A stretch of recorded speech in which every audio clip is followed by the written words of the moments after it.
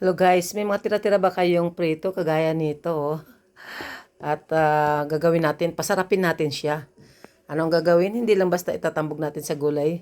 I-enhance natin. Ayan, meron ako ditong hiniwa-hiwa ng kamatis at kaya ganyan yung itsura niya kasi nilamas ko siya sa kunting asin. Meron tayong eggs, sibuyas, bawang at igigisa na natin yan.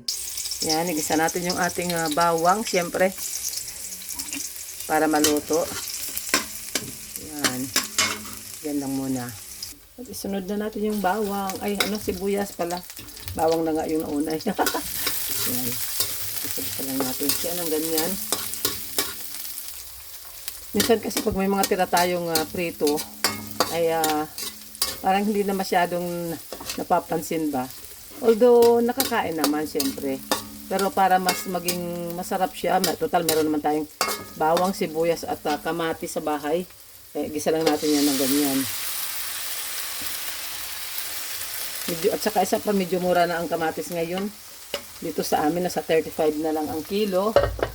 Kaya natutuwa ako pag ganyan kasi nalala ko may pala kami, may prito kaming leftover.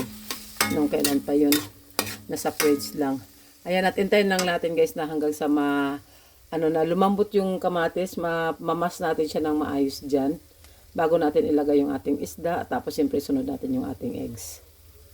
Sa panahon ngayon guys, kailangan na talaga nating diskartehan yung mga tira-tira nating ulam kasi siyempre sa mahal ng mga bilihin ngayon, di ba? At minsan nag-iinarte pa yung mga aliporis natin, nakala nila ganun-ganun lang mag-budget.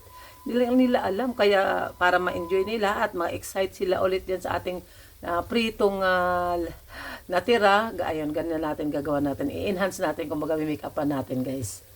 Kailangan lang talaga para-paraan para pasarap yung mga ulam para makain ng mga bata. Batang matanda na.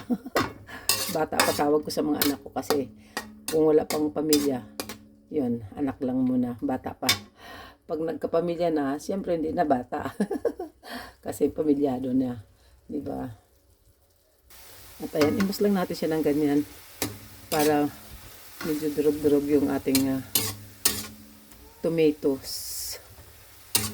Biglang galanganin pa sa isin, no? Ayan, para talaga yung lasa niya ay lumabas. Ayan. Ganyan lang. Ulit-ulit lang. Hanggang sa parang, wala nang, hindi na siya halata yung kanyang pagkahiwa-hiwang ganyan. Ayan, malapit na yan guys. Oh. Pero kung ayaw mo naman magtiyaga na talagang dudurugin siya, durugin na lang mamaya pag umuya, di ba? Ganun lang naman din yun. Pero mas masarap kasi talaga lasa niya pag ganyan, no? Kasi lutong-luto na yung kamatis natin. Yung sarsa niya, yun yung magdala ng linamnam. Magdalawa. Yun, oh. Yan. Almost there na tayo, guys, oh. Diba? Yung texture niya ay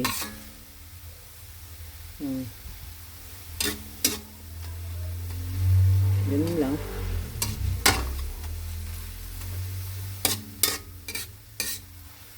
Tiyagaan lang naman.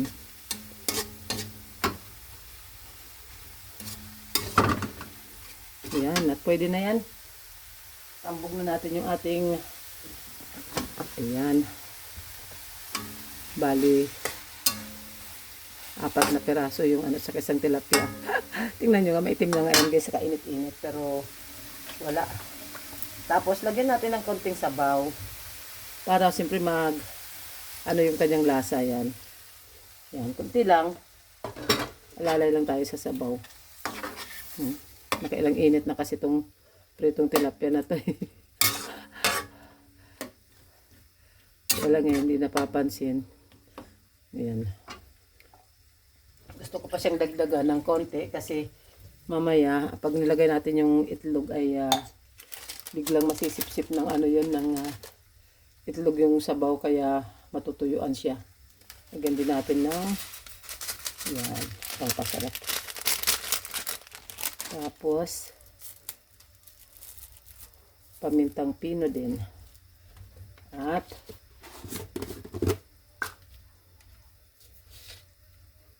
kaunting sugar.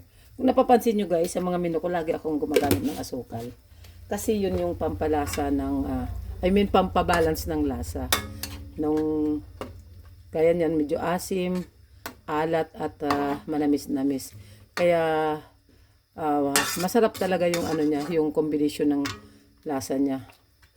At sa isa pa, sabi ng kuya ko, hindi agad-agad daw nasisira yung ulam pag ganyang mayroong asukal.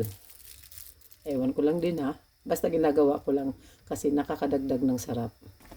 At ayun na guys, after mga 3 minutes na kumukulo na siya, lagay na natin yung ating scrambled eggs. Ayan, ibuhos na natin siya dyan. Diba, antay lang natin siya na maluto din yung eggs. At yun na. Diba, ang bilis, instant ulam.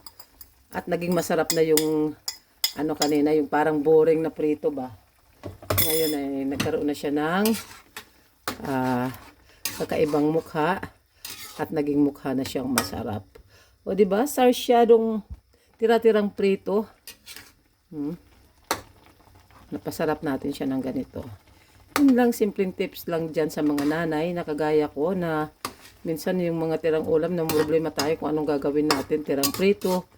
Pero kung kaunti lang yan, kung siguro mga 2 piraso lang malamang, bumili ako ng saluyot naman ang bibilhin ko. At lalagyan ko ng bagoong isda. Pero dahil 4 siya, pang 5 yung tilapia. O, ayan na. Yeah guys. It looks yummy, right? Right? Right. Yun o. At siyempre, titikman na natin yung kanyang lasa. Kung ito ba ay masarap na, pwede nang hanguin at iserve. Tikim. Nangatog pa yung kamay eh.